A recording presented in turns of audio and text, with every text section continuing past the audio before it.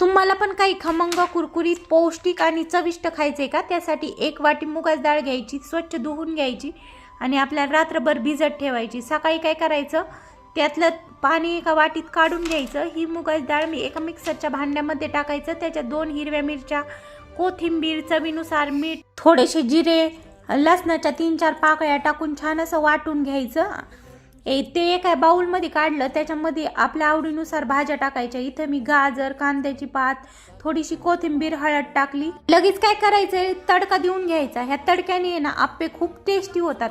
त्यासाठी 1 पळी तेलामध्ये कढीपत्ता, मोहरी आणि हिंगाची फोडणी देऊन त्या तडका त्या बॅटरवर वतला। आता आप्पे पत्राला तेल लावून घेतलं आणि त्याच्यात आप्पे सोडून घेतले। आप्पे 3-4 मिनिटं झाकून ठेवून लो गॅसवर शिजून दिले। परत पलटी केले आणि परत 3-4 मिनिटं शिजून दिले। मस्त टेस्टी आप्पे तयार। शेंगदाणा चटणी बरं एन्जॉय करायची।